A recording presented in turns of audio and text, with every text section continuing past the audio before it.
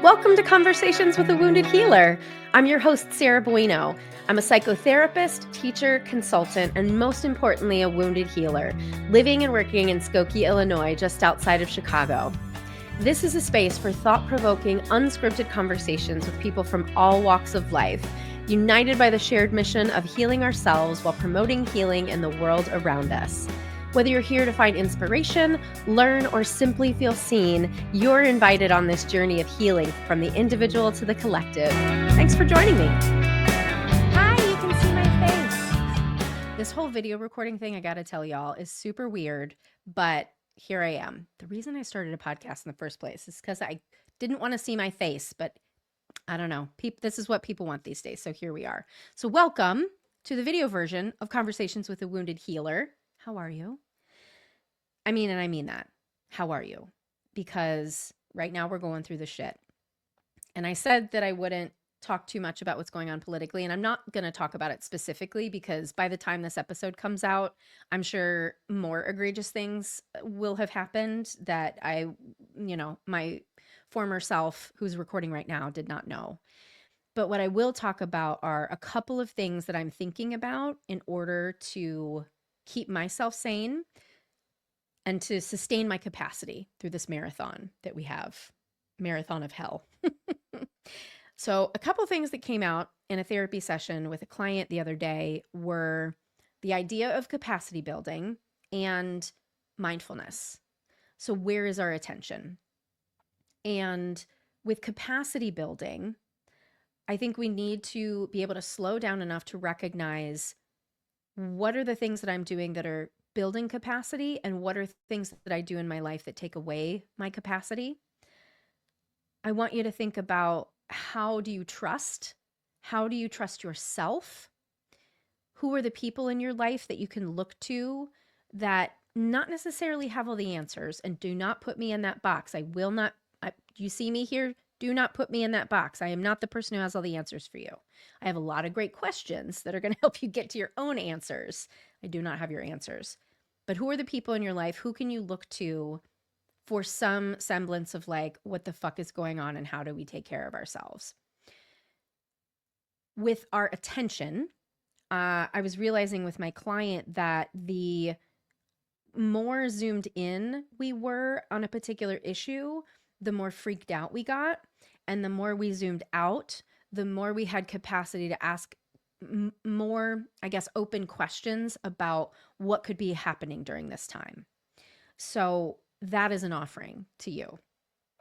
Another idea is really thinking very hyper local. So joining food co-ops, getting to know your neighbors, getting involved in local politics, right? All of these things you can do to start creating care where you are, because the larger systems are not going to be there for us right now and in the foreseeable future. So we have to find those local systems that are there for us.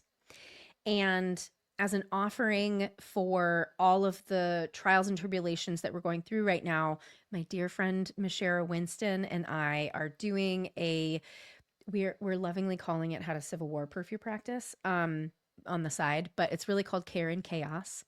And we're using Mashera's wisdom and my wisdom to bring together to try to help people figure out how do they cope with this time. It's not on sale just yet as I record this, but it is happening on June 9th. We've already chosen the date. Make sure that you go to my website. So www.headheartbiztherapy.com. Well, I'm sure we'll put it in the little show notes down here. And you can scroll down to the bottom of my website and make sure to put in your info to get my newsletter, because that will definitely have the info for you. So mark your calendars June 9th, sign up for my newsletter, and you'll be good to go. So today's person that we are speaking with, I'm so excited. I loved this conversation. And when I got to listen back to it, I fell in love with him all over again. His name is David Allen, and he's a tattoo artist. And so together we really, on paper, it's like, yeah, we talked about tattooing and being a parent and death and emotions and blah, blah, blah. But like, I don't know, something very special was created between us. And I cannot wait to get a tattoo with him because I just think that experience is going to be so incredibly amazing. So David is great. If you're interested in philosophizing about death and parenthood and healing, this is the episode for you. Very OG Conversations with Wounded Healer vibe. So let me introduce him to you. David Allen is a Chicago-based tattoo artist known for his bespoke floral designs that transform mastectomy scars into powerful expressions of healing and renewal. With a deep respect for each client's voice and story, David approaches tattooing as a collaborative process, one that centers agency, artistry, and emotional care. His work is rooted in compassion, intention, and connection. So please enjoy my wonderful conversation with David Allen. David, OMG, I'm so excited. Welcome to Conversations with a Wounded Healer. Hi, thank you for having me. I'm really excited I just have a feeling this is going to be great. The second you popped on, I was like, we're going to be best friends now. Oh, amazing. Good. I'm in. Yeah, yeah. Yeah.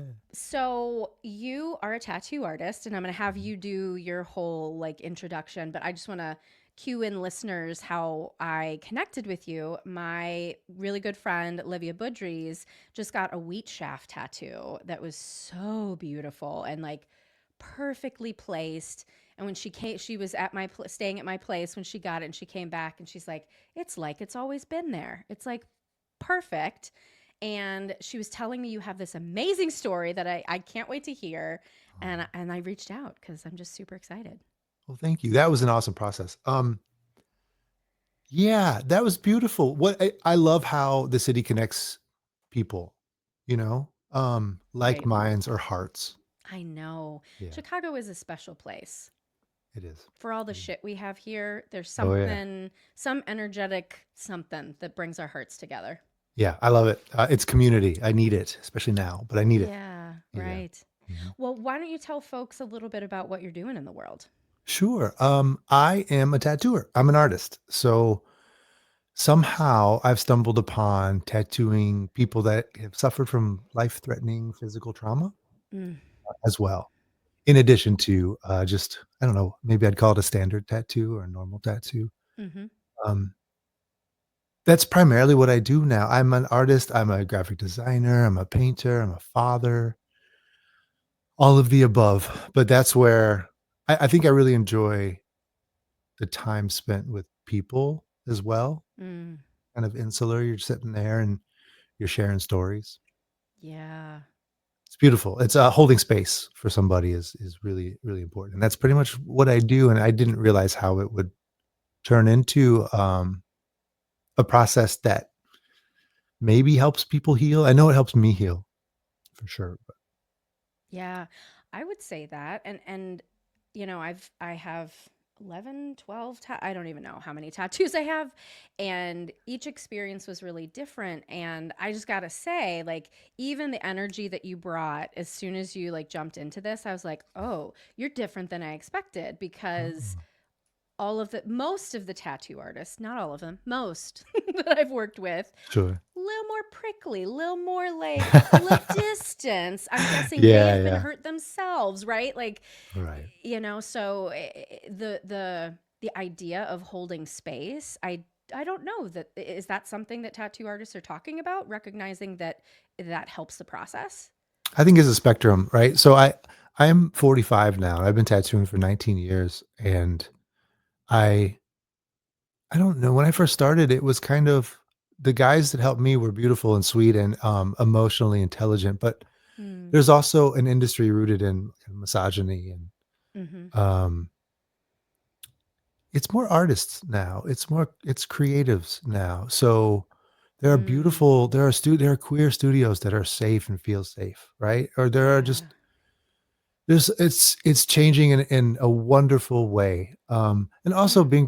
being present and aware that, people are nervous or anxious. I remember being 19, getting a tattoo, and I didn't really get what I wanted because, I like heavy music. I like, punk and hardcore, but not when I'm getting a tattoo. But the shop would be loud and blaring and Yes. just hurry up and Yes. pick whatever you want, and that's Yeah. okay. Mm-hmm. There's a space for that. But I don't look at that tattoo and with I don't know, positivity. I see it as, I Mhm. remember the experience, that kind of shaped me in this process. And, I gotta be honest, I have grown and I've spent a lot of time in therapy and I've become, a better version or a version that is good to my little self, you know? Oh my gosh. But I don't know if I was always that. Beautiful. Yeah. Yeah, it's raw, it's a lot of work, but, and I also Yeah. have a long way to go, but, I don't know if I was always that. I think I led with my ego before, because I wanted my art to shine and me and my tattoo and Mm. my style and what I want, but, um, Hmm. when you're immersed in an environment that's collaborative and you see people respond, um, when they're heard, even if a tattoo looks shitty, they still love it if they felt heard. Bro. I Like, know, it's weird, it's weird. it's no, it's so cool. I'll have to send you a picture later, but now I'm thinking about all my tattoos and the process of getting them, and on my right arm I have a skull and roses and lavender, and Mhm. I got it after my both my parents died in Mm, 2014, and you know the listeners have heard rough relationship with them, so the sure. healing process is really, it was just, grief was very interesting. And you got to get your everybody's got to get their parents tattoo, right, like mom or something on your arm. Yeah, yeah. And my dad had a skull, like a real human skull, and I still have her, Sydney, downstairs. Oh, And so I got the skull for my dad, and then my mom was a gardener and she loved roses and lavender. And yeah, it's not perfect. no. When I look at it, the skull's a little weird. It's Yeah, shaped a little weird, but like, I, I don't know. Like that was really important to me, to have that symbol to remind myself. And it's funny how often I don't even look at it anymore. But now that you're inviting me to think about that, sure. the process of deciding a pictorial representation of what who they were meant something and still does. Absolutely. I have so many little stories in my head bouncing around that connect to this. But all I can think of is I know personally, I spent a lot of time trying to render things exact to the point where I could Mm, maybe draw something that looks like a photo. But there's a point where you lose humanity in that. Like, you can just take the photo, right? right. Um, so I guess what I'm saying is the humanness, the imperfections are beautiful, and Yeah. that took a long time for me to get there. Yeah. Uh, s- the same goes for our relationships. The same goes for you telling that story right now. Thank you. That's the beauty of a tattoo to me. And sometimes it's not even there's not the depth of your story, and it's more like we're in a moment right now. Mhm. And I want to like make a little mark, like some demarcation. This happened, Yeah. right? Or I existed in this time with this person. Mhm. It's all the same thing as long as you feel heard. What if the skull wasn't the skull that you wanted, Right. but it looked better? What if it will look cleaner and it looked perfect, but it wasn't what you wanted? You wouldn't be happy with that tattoo. Right. Right. Yeah. Yeah. Whew. What you feeling a vibe? You feeling a deep vibe right now? Like, I don't know. We're vibing on a very Yeah, I'm yeah, like let's almost go. like buzzing. So tell me your story. I can't wait to hear. Ooh, wow, that's open Yeah. ended. Let's I go. know. Okay. Start wherever you want. Um, it'll be circuitous. Let's say that. All I know is that my son was born 19 years ago, and it changed Mm. everything for me. Mm. My father wasn't around. I don't think I ever met him. He died when I was 6. Uh, and so I grew up in my family, my white family. So I'm mixed white and Native American, and I'm white presenting, right? So I grew up in this system, in this environment, and with this privilege. And In Chicago? in Indiana, Okay. yeah, like an hour and a half south Portage, Mhm. Valparaiso area, Mhm. Indiana. And I've always been an artist and I love art, but I never thought I could make money doing that. So I studied design, gestalt principles, how people see, how our Mm. eyes work. I thought that would be for advertising or for, I don't know. I ended up helping bands and doing all this design work. And I was an art director and I thought that was my path. But when my son was on the way, I realized I wanted to be around, and success wasn't necessarily money, it was time. Mhm. So I did some research and I thought if I could tattoo the way that I draw, that I might be successful, or at least I might be able to make my own hours, right? Yeah. So I did it, and it was difficult, and it's very hard, and your canvas is breathing and moving and And squirming sweating. and sweating and yes, and there's smells. It's different. Um, but I fell in love with the difficulty. I'm really hard on myself. Mm. And it's good for some things. It's good for my art. So I just pushed through, and I didn't really like the styles that were out there. Kind of bold representations, Mhm. Americana, illustrative. It's Yeah. beautiful. It's just not for me. Yeah, I'm same. kind of a delicate soul, and my art is too. It's kind of delicate. Mm. So I just kind of found my own path and way to create work, and that led me eventually to specifically women asking for coverage um, over some scarring, Mm. and I wasn't sure if I knew what to do, but I myself had, when I was a baby, I had a thymectomy, so it looks like Mm. open heart surgery. Oh, wow. So my sternum was cracked open, and Wow. I just lived with that kind of. I saw it as a deformity, and now it's just me, but it took me a long time. Mm. So I had an understanding in that sense, but technically I didn't. Anyway, I jumped into that, and it kind of my background in design gave me some skills and some techniques to solve a problem. Not Mm. that their body was a problem, but mentally they had a problem, or they Mhm. wanted to reclaim some agency in a situation that they had lost all agency, right? So Mhm. to use those visual skills to help. That's so Um, cool. it's wild. It's a path I didn't expect. I also didn't. I was scared to get kind of pigeonholed into that, but I don't care anymore. I just want to Mhm. be a part of, a cog in someone's machine, a little story. Mm. That's And so I'm a cool. dad. I'm a father. My son Xavier is 19. Lark is 10. My daughter.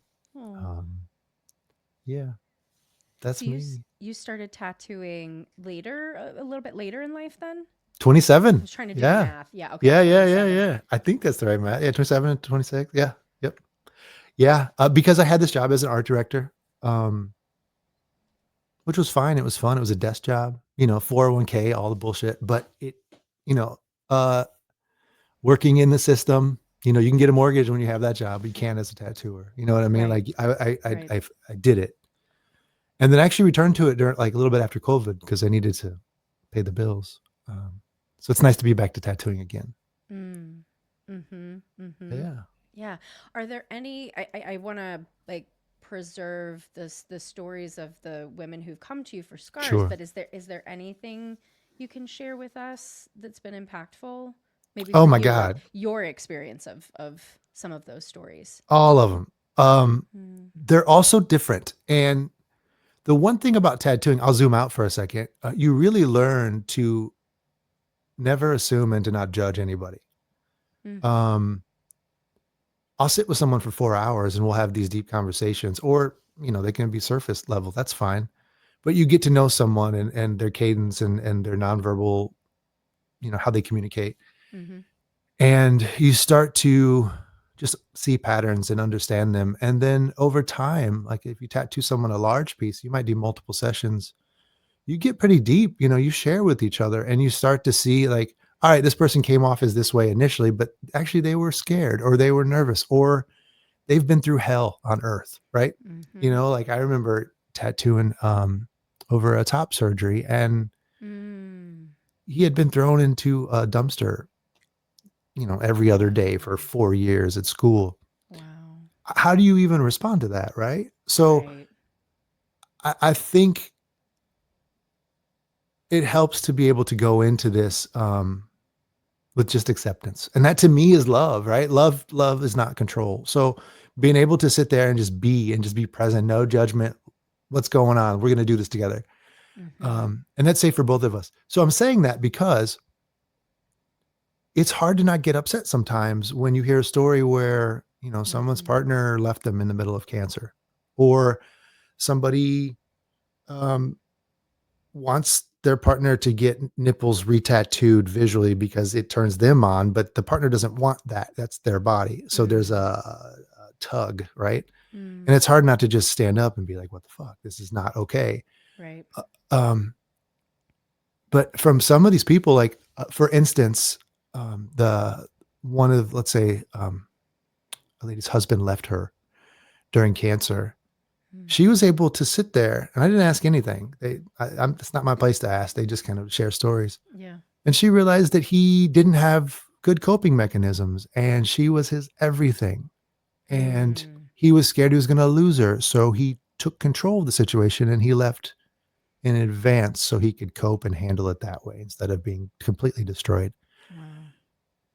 For her to be able to communicate that to me was like 6 moves in advance, right? It was Right. beautiful. It was emotional, chess. It was amazing. So just Mm. seeing so many examples of people, I don't know, facing mortality and looking inward, and seeing this emotional intelligence just shine. That really pushed me. I was already going to therapy, but, then I started, I wanted more. I wanted to understand myself more because 'cause I've got my own baggage, my own wounds, and I needed help. So in fact, I would say most of my clients, collectively have inspired me to look inward, Mm. to be present in the moment. When I tattoo someone that's metastatic, right? We don't know, they might have 6 months to live or 3 years. Mm. I've never been with someone that's more present, that hangs on to your words, hangs on to everyone's words, that, enjoys the moment, that revels in the beauty of, I don't know, the sky changing color while they're getting a tattoo. So there's a lot of stories. There's a lot of stories. Yeah. Yeah. Um, I try not to make it, I mean, we all kind of internalize things, so it's not like I just learn from this and grow, but it also emboldens me to speak. Mm. Um, I had a client that had a single mastectomy, so one side removed, and they were gonna do a reconstruction, and she went to the doctor after the surgery, routine before the reconstruction, and he said, "Don't worry, we'll make you beautiful again." Yeah, and she said, "Fuck you, I am beautiful." And she Wow. chose to not get the reconstructive surgery because of just that. Um, that's heavy to me. Our words matter, Mm-hmm. and Mm-hmm. and she was very aware that he probably was trying to be kind and helpful. But I've seen how people are affected by the lack of empathy or just not taking the time to think about what you're saying. Mm-hmm. Mm-hmm. So I've been greatly affected. It's changed who I am, how I communicate, how clear I am with people. I used to be very gray, very avoidant, and now I Hmm. want to be clear. Um, Hmm. What helped you be more clear? Hearing how clear people were facing mortality. Hmm. Um, yeah, that's about as succinct as I can get it. Mm-hmm. Not scared to say I love you to anybody, to a friend, right? Mm-hmm. Why would you be? But so everyone has a different level of I don't know, communication within relationships and reciprocity. And like Mm-hmm. if you grow up in a home when there's not a lot of love, it's not common for you to maybe, Mm-hmm. I'm a hugger, but not everyone's a hugger, right? So that, right? Seeing it and watching families around them and seeing how clear they are with each other, And then in my relationships, there's a lot that has been assumed, or like with my son, I want him to know how much I love him. My daughter, she needs to know how much, not just I love you, but how much Mm-hmm. I accept you and how proud I am. And let me also share how I see you. To feel seen and heard is powerful. Mm-hmm. I can't help as you talk, but think about the religious right sort of stance right now about what masculinity should be, and Yeah, and like yeah. what you are talking about is what I think masculinity should be. It's strong and soft and reflective, and you you are helping your children see themselves because you are reflecting something. You're actually reflecting them instead of just reflecting your projection of what you think they should Oh, be. 100%. That's what you just said is perfect. It's perfect. Yes. Yeah. Yeah. Not about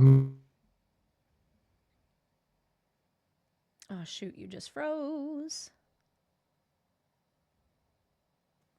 I want to know you.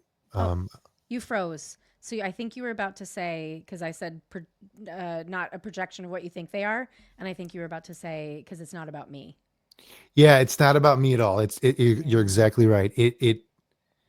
I don't want to project onto them. It's so easy to do that because we come baked in Mm-hmm. with all the shit that, from childhood and adolescence and all the years of coping with your, 4-year-old coping skills. I don't want that. I don't want that. I want to know you for who you are. I really want to I want to love the raw you. Mm. Um because I want to be loved, you know? Uh, um yeah. Yeah. It's yeah, and also even the word masculine is hard for me. I think that's fear. I think it's fear. It's easier to stay outside of yourself. It's easier to project. It's easier to get angry. It's easier to set up control systems. It's easier to take. I get it. I get it. It requires a lot of work and it's really raw and it hurts to look inward and see Yeah. what hurts and why, Mm-hmm. what your fears are and why are you scared? What is it? I get that, but I don't want my son to. It took me what 30 something years to be able to do that. I don't want him. I don't know. Whatever his path is, I want to support him. Give Yeah. him the tools. Give him the words. Give him an example. Some semblance of an example. Yeah. Yeah. Well, and please stop me if this doesn't feel good to you, but I have a feeling you're going to be on board. I mean, I can't help but think about your dad who like literally wasn't there and Yeah. then died. And so if we think about this idea of, being something that your children can see themselves in, their own selves, you had nothing to look into, Right. you know. Which scared me at first, and that's why I went to therapy was father stuff. Mhm. I romanticized him.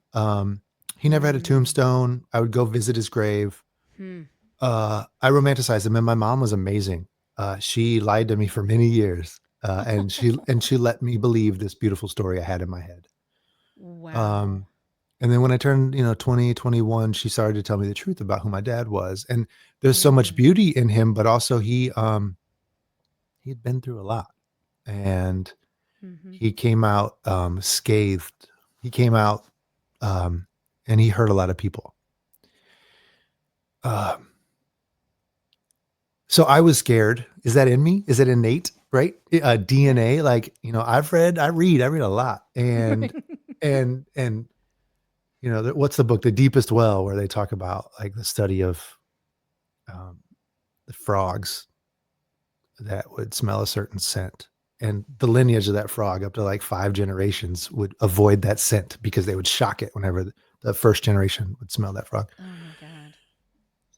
Just knowing that in my DNA there's trauma, right? That's we all Mhm. we all have that. But we don't necessarily know what it is. So Right.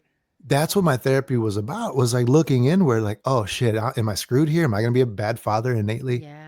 And the beauty of talking it out was that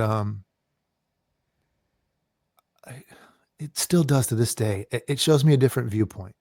Like Mhm. I see how anxious I am, and I see how I can conjure up the worst scenario. But it turns out I had a blank slate. I didn't have anything to unlearn as far as a bad father goes. Of course, I never thought of that, and it's beautiful. Now I had a lot to learn, Right. but I saw that if I could work on myself and continue to grow and process and learn how to process, Mhm. that was creating an environment for him. And I've slowly gotten more caring, and I've slowly gotten more to be present. I don't know. Mhm. Yeah, but the father stuff, yeah, I have abandonment issues. I Mhm. did. I've worked through a lot of it. Mhm. Um, but I need to be able to work through that for him and for her. I need them to see. And maybe I won't come out completely on the other side. I don't know if that's a thing, Right. Yeah. but I do know that there's a lot of work being done. Yeah. I didn't know if I'd talk about dad stuff. That's good. Well, and I'm thinking about the generational impact. I've often thought about, if I think about my grandparents, and I didn't know either of my grandfathers very well, but like my grandmas who basically had to be homemakers. My grandma, my mom's side, was able to be the secretary at our church, and that's how she sort of got out of the home and was doing other things. And Sure. when I think about the house that my mom grew up in, and nobody was thinking about the kids. Like Yeah. You nobody know, was thinking about their inner lives and how they right, would right. relate to their children later Hmm. on.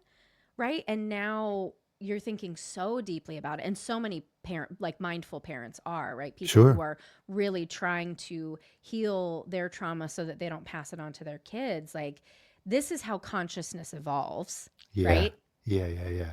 There's so much nuance, and I understand, like, also, like, just socioeconomic, like, just trying to survive, is difficult enough, and I get that. Right. So it's a privilege that I can go to therapy, right? And it's a privilege Mm-hmm. that I can spend the time to do this. So I got to do it. I have to do it. You're totally right. It is how consciousness evolves. Um, my mom, and I hope she's okay with me saying this. There was a point where she literally communicated to me that she felt like I had. I don't know what the word she used was, but the gist was that I have emotionally reached a level that she feels like I've mentored her some. Hmm. I don't know how to take that. I didn't like it, but when I sit with it, um, that's what I would want for my child, right? Like, I want my Yes. son to go, Yes. man. Like, please advance, grow, get to another level beyond me. And I'm not beyond her at all, but I just know she said that and it moved me. Mm-hmm. And it was uncomfortable, but that's the goal, I think. I think that is, and Yeah. and sort of going back to like not to make this political, but that's just what's coming to me right now is Sure. part of the struggle that I think we're having politically is the people who are afraid to be surpassed. Yeah. But this is this is what humans do, and this is how we grow and consciousness evolves and right all of these things because yeah, the idea of looking back to America being greater before, it was easier to control women. It was easier to Sure. control queer people, right? Like those Yeah. sorts of things, but it certainly wasn't better because it wasn't authentic. No, you subjugate what you fear and what you don't know. Right. I'm reading a discourse on colonialism right now, and it's all that. Ooh. It's literally all that.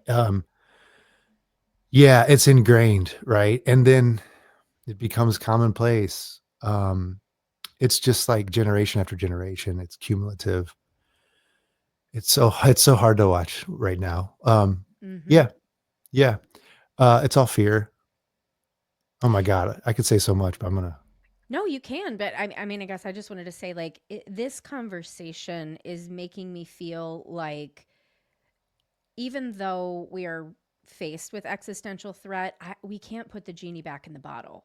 Like gay people are not going back in the closet, trans Right, people are not going to stop being trans, women right. are not going to stop being the badasses that we are. So, I mean, I've always believed we would quote unquote win at the end of the day, like whatever. And it's not us winning over them. I think it's humanity evolving is the Right. win. Um, but this conversation is just giving me more hope about that possibility because Oh, what you're doing, how you're raising your children, how you are creating space for people healing, like that's what we do in therapy too, bro. Like, totally. There's a lot of artists and creatives, not just artists and mm-hmm, creatives, but yeah, yeah, yeah. If you're aware at all, if you're cognizant of other people at all, you start to see that, that's what community is, and that's what this is about. That's what it feels like it's about. mm-hmm, Finding those spaces, but also creating those spaces. And mm-hmm, if you find that space, then you start to see, like, what about this is safe? Why is it safe for me? Because what's safe for me, it right, might not be safe for you, right? So right. Yeah, yeah. I think a lot of people are doing it, but it's usually insular. It's usually it's it's at the ground level, you know. Mm-hmm. Um yeah, it's what's sad is that it feels radical and it shouldn't. And I don't think it is. I think what's radical is the I don't know, the fear. I don't know. It's been hard. These past January took forever. It's been hard. But all I can do is lean into community. All I can do is Yeah. love those around me and serve and help and I don't know, be present. And Right. I really like being a cog in a machine. I really, really do. It took me a long time to get there, Mm. but I am just a tiny part, and that's okay. Mm. In fact, it's beautiful. Uh, just took a long time to get there. Yeah, I see this woman who she does craniosacral work, but she's really Oh, like a healer and like an alien from outer space. She's great, and I was talking about, yeah, January was fucking hard, and the pain in the collective right now and the fear in the collective is so palpable, and it's yeah, hard for me to disconnect from that. And she said, I want you to remember that literally just the fact that you exist, not because of what you do, yeah. not even because of anything, but just because you energetically exist in this world, you are healing people. I love that. Yeah, Yeah. yeah. I mean, not to get too existential, but I feel the same. Like, I can't believe we do exist. I can't believe, Right. yeah. And that's a fear of mine too, like death, right? Um, Oh, Not you that I'm fear scared. death? Not death, Ooh, let's talk but about it. oh yeah, you want to jump into Yeah, that? let's do Uh, it. I got what happened? thoughts. I guess just what happens after, like, I'm starting to lean towards a collective conscious, like where there is Mm-hmm. we're all gathering information for something. Mm-hmm. Um, I grew up going to church, like Protestant. Mm. I was actually a religion major. Um, Really? yeah, Wow. yeah. I thought I would be I don't know what's the word, a missionary. I just wanted to travel and help. Really? Oh, Yeah, I didn't really want to wow. proselytize. I just wanted Yeah. to. I really like. I don't know. It feels weird talking about that because that's something you just don't talk about. Mm-hmm. But that was my major, so it makes sense. So, Mm. but I struggled with ancient Greek, um, and I was getting straight A's in Yeah. art. Uh, Oh, wow. so I saw that as a I don't know whatever, and I just leaned into art, and I got a full ride to Illinois State and finished there. Mm-hmm. So I'm just saying that because I've had a lot of thoughts, and I've spent a lot of late nights, with students, with friends, with family, and just having those debates and thoughts Mm-hmm. about a creator or existence or Mm-hmm. you know living in the matrix or Mm-hmm. I think Mm-hmm. my fear is I love my life. I love it, with all the Mm. suffering. I love it. With Yeah. all the pain, I adore my kids, and I adore my friends, and I don't want to cease to exist. I think, Mm. of course, I won't. If that's the case, I won't know. Sure, I get it. Yep. But oh, that sucks. Mm-hmm. Mm-hmm. That's all. That's the fear. Yeah. I've lived a good life. I've lived many lives. Yeah. I'm very thankful. So I think that's it. It's just you know, not I don't know. Mm-hmm.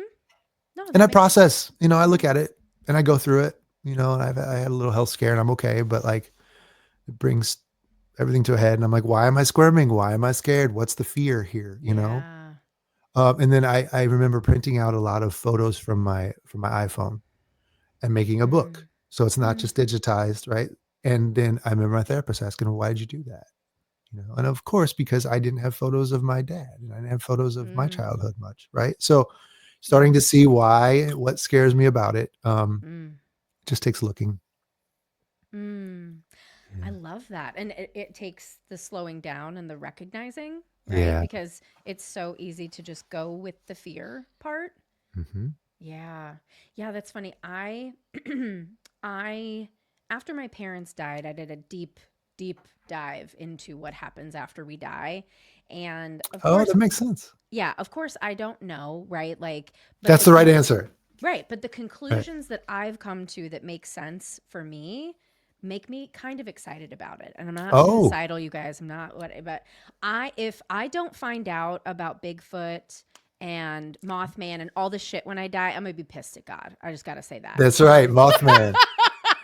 I Fucking gotta fucking Mothman. know. I gotta know. But I realized because Yeah. you know my husband and I have been doing a little light prepping since you know who took office, and you know I would not be surprised if there's some sort of disaster where we really have to have things taken care of, and you know we talked about like what are the points at which we no longer want to go, right? Like I am not living in a dystopian future where like we're traveling and I don't know, I can't be dirty all the time. I'm not going to do it.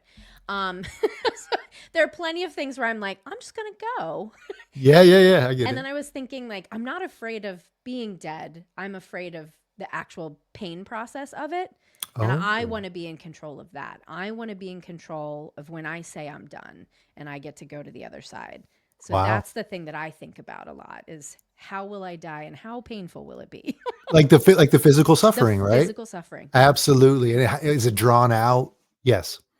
Yeah. So my dad died. He fell asleep and then he just didn't wake up. Mm-hmm. And he was he was an unsavory character and he got out so easy. Now, it's sad that he's dead, but Mm-hmm. I do think about that too because I am just like shocked like I guess it was his time. But there are so many ways to go that involve pain. Yeah, I hear you. Mm-hmm. Mm-hmm. Have I you ever get it. seen a medium and contacted him? No. I have seen a medium once though. That's so weird that you brought that up. Oh yeah. Because I actually thought about it. Mm. Here's why. I went to it's kind of a tangent, but it's not. I went to Ubud, so to Bali, Okay. with some friends, and they're like, "There's this medium up in Ubud, and we want to." I don't know if I'm saying that right. And so I went there, and I was so skeptical, and I still am. But I covered my tattoos. I tried to look nondescript, put my hair back. I didn't want them to pick up on anything, right? And Mm-hmm. I walk in, and she was like, "You're a healer, and Mm. you're from a long line of healers." And I said, "Fuck you." And Wow. she yeah, yeah, yeah. She I recorded it. I have a voice note, and I just hadn't been seen, and I don't necessarily feel like I'm a healer, but I know that the work I do uh enables a process that does let people heal. Um, Hmm. but yeah, so that, yeah, but not, I haven't tried contacting, I don't know if I want to. I think when I die and if I can, then I'll be like, hey, what's up? Yeah. What's You up, know? bro? Yeah. We'll kind of dance in some spiritual, I don't know, Wait, let's something. go back to this healer declaration though. That's really interesting. Yeah, right. So Okay. how wait, where is this in your journey of becoming a tattoo artist and doing the I had been cover-ups and I you've had been already doing been them. doing I had that? been doing mastectomy tattoos for maybe 3 or 4 years. Yeah, I took a little Mhm. break. Um, I also didn't know, so I always thought, so okay, I was born David Alexander Ruiz. That's my name. Mhm. My mom changed my name. That my dad's name was Alexander Ruiz, right? So, Mhm. I didn't know that for a long time. So even Mhm. my name was not like a white name, but that was taken from me, and I understand why. Mhm. But I'm saying that because I didn't know my background. I thought maybe I was Mexican. It's kind of the same thing, but I'm Native American from New Mexico. Mm. Uh, um, and all of that to say, like I've been learning about my ancestry some. So to hear her dive into that, it shook me a little bit because I'm like, I didn't know any of this shit, and I've been spending a lot of time trying to figure it out. So it felt kind of, I felt seen a little bit. Hmm. I didn't know what to do with it or where to place that information, but it was cool. And did you did find out then that you're from a long line of healers? Like she was right? Kinda, yeah, yeah, yeah. From what I can surmise, yeah, yeah, yeah, yeah. Also, and so even the artwork that uh the tribe that I'm from and that area um is black and white design. Mm. It's And even then I was like, oh, so I'm just doing the same regurgitated look and feel Hmm. that these Puebloans are doing. Hmm. Not a big deal. And my therapist was just like, or this creativity and this artistry survived a genocide, and it's within you. Um, it's beautiful. So it's now it's cool and it feels special to be able to use whatever's in me to help or to assist or to just, I don't know, walk along with somebody. Well, and this is the opposite of the frog situation, right? The frogs avoided the smell. There was Yeah, something yeah, in yeah. you that was drawn to this artwork. Yeah. Always has been. Always. Always, always. Yeah. It's beautiful. And I also need it for myself. I have to maintain a craft that's not for other people because I Yeah. need it to express or to just, I don't know, to get it out of me. Mm. Not for a client. Not, Hmm. yeah, to create my own safe space. Yeah, Yeah. I get that. Yeah, I sing and I sing for me. You, That's awesome. if you like it, cool, but I don't give a fuck. Yeah. Good for you. Yeah. Yeah. Yeah. Yeah, it's in a wedding band, so I don't really care about your wedding. I just care about like I get to That's sing. right. You get to sing. That's amazing. I secretly love to sing, but no one will hear me. And No one will ever. no, Oh, no. My purple mom was a rain. gospel singer. Yes. Oh, you can see my, I yeah, see. yeah, Yeah. yeah. I love Prince. Prince, Oh, D'Angelo. Yeah. your mom was a gospel singer. Wow. Uh-huh. She is. Yep. Oh, Yep. she is still. Wow. Yep. And my stepdad is he sings like bluegrass almost, but like country. Like Hmm. really kind of a high, kind of a tenor, beautiful voice. I grew up around music a lot. I always thought I could be good, not great at it. So I just really appreciate. Mm-hmm. Um, and yeah, I love that too. There's some joy in being in the shower or being in your car. No one can hear shit. And in your head, you sound okay. That's Yeah, funny. Yeah. Well, and I guess I'm like on the ancestry kick right now. I think about sure. my mom was a singer, and when I sing, I hear her voice. We always sounded so Oh, similar, and yeah. so even though there were so many ways that I don't feel connected to her, I do. I feel connected to the her I should have known when I'm singing. That's beautiful. Yeah. Yeah, the her the that you should have known. I love that. Yeah. Yeah, yeah. I think that sometimes with my dad, I find ways to try to connect to him, Mm-hmm. like that. Yeah. Where I'm like, where I know just a minuscule amount of information, but it's enough to take and feel connected. That's beautiful. We need that. Right. Yeah, I like that. Hmm. Well, how do you feel about the term wounded healer as applied to There you women go. in the world? Yeah, that's it. There you go. I feel like we're all wounded. Mm-hmm. Um, and I feel like it's relative, right? And so it's hard for me to amplify or communicate about my wounds, not because I'm able to. I just see a lot of other, um, I don't know, just wounds that are bigger on other people. Meaning, people have been through so much, Mm-hmm. and it's hard not to see it, and it's Mm-hmm. palpable, and um, there's so many communities that are just struggling. So it's Mm-hmm. hard for me to sit here and talk about my wounds, to be honest. But what I will say is that those wounds have come to light based on my coping skills and my coping mechanisms, and Mm-hmm.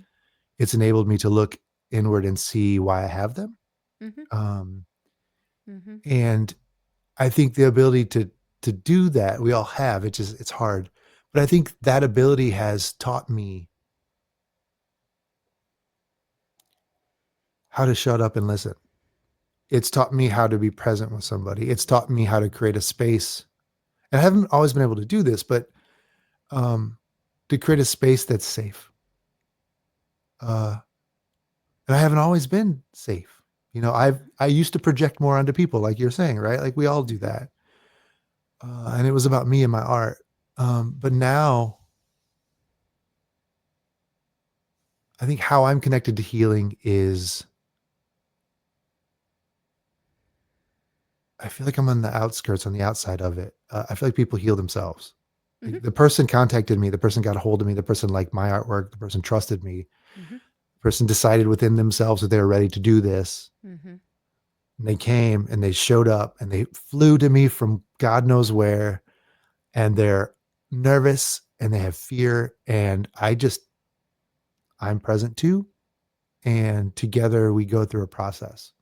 So I'm reticent to say that I'm a healer, but I think there's healing that happens Mhm. um, next to me.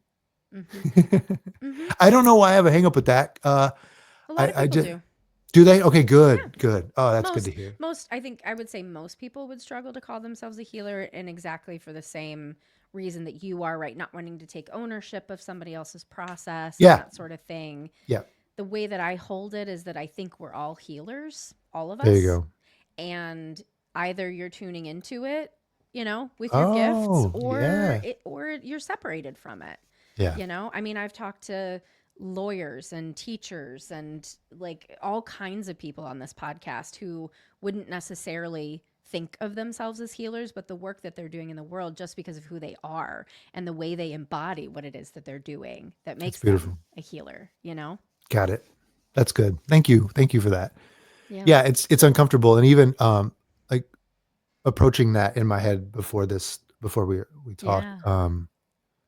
I don't know where I'm going to land, but I do know that Yeah. integral to what I do is someone's agency, right? And Yep. someone choosing Yep. this, especially when they just went through a process where they weren't able to really make many choices. They just want to survive. Right. And decisions are even made in surgery, not based on aesthetics or not based on your well being. It's Right. just based on survival. So this is a step beyond that. Mhm. Yeah. Mhm. But I'm wounded for sure. Same. Yeah. Yeah, yeah. And I'm thankful for it now. I didn't know a lot and I wasn't taught a lot, Yeah. and um I wish I knew more, and I wish I hurt less people along my way, right? And Right. I wish I saw what I see now, but I'm thankful that I do, and I can kind of, I don't know, exist in that world now. Mm. I'm not trying to be vague. I'm not thinking of anything No, no, no. specific. No. No.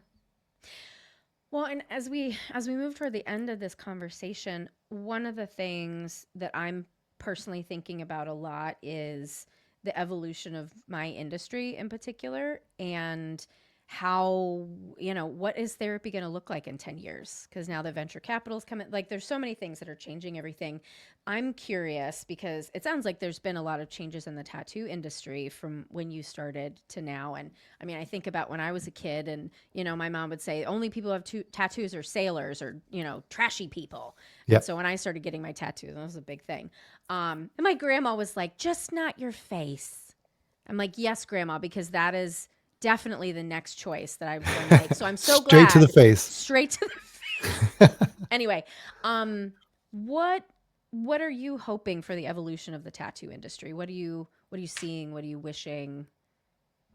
All I hope for, and it's never going to happen. I'm usually optimistic, but is an acceptance of different modalities, an acceptance of different paths towards safety, towards tattooing. Like it's okay that there's a street shop with 10 guys that are doing flash that are only skulls and sacred hearts. Like that's cool.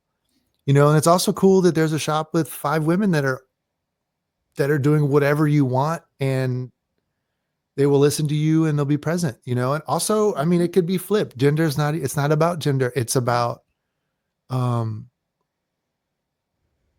the totality of who you are as a human. Seriously, it's beautiful to see people creating artwork that's abstract on bodies, and then 90% of the artists are like, that's dumb, it looks stupid, or what is it, a child could do that. um and it's beautiful to see people being intricate and finding that they can actually create detail on a level that lasts for 20 years.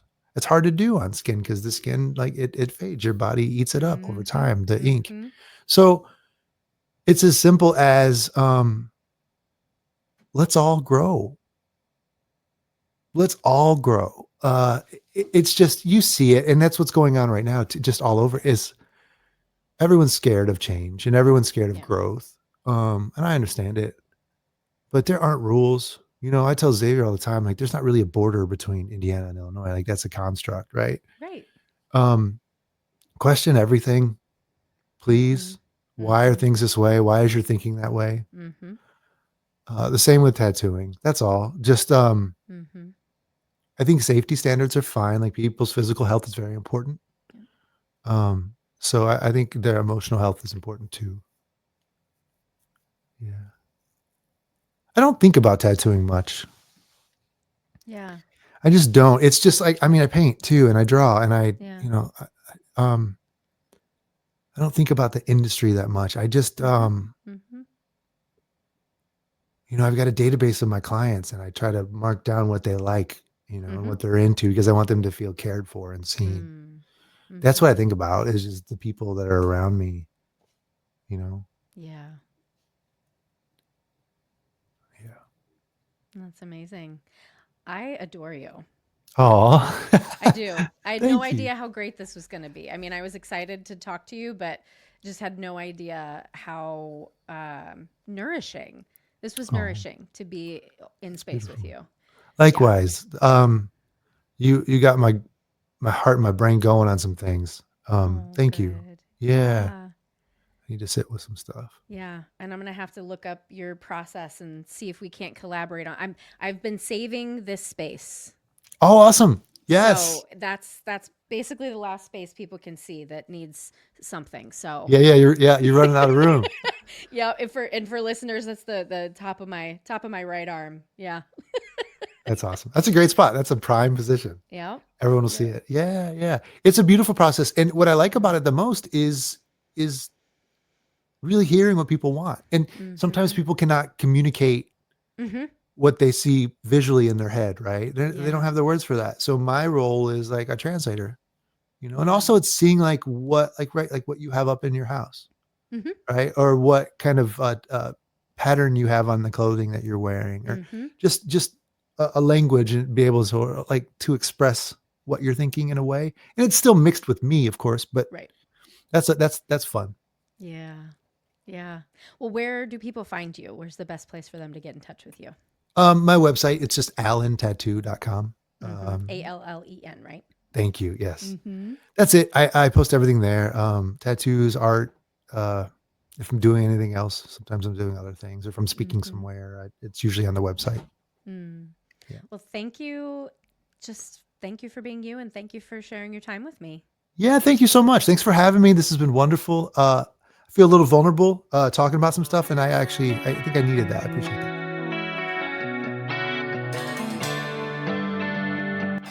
Thanks to our guest for an amazing episode. To find out more about our guests, you can visit www.headheartbiztherapy.com/podcast. You can find me at Head Heart Biz Therapy on both Facebook and Instagram. Thanks to the Jules Creative Marketing team for video editing, to Liam O'Donnell for our album art, and to Ben Mueller for our theme music.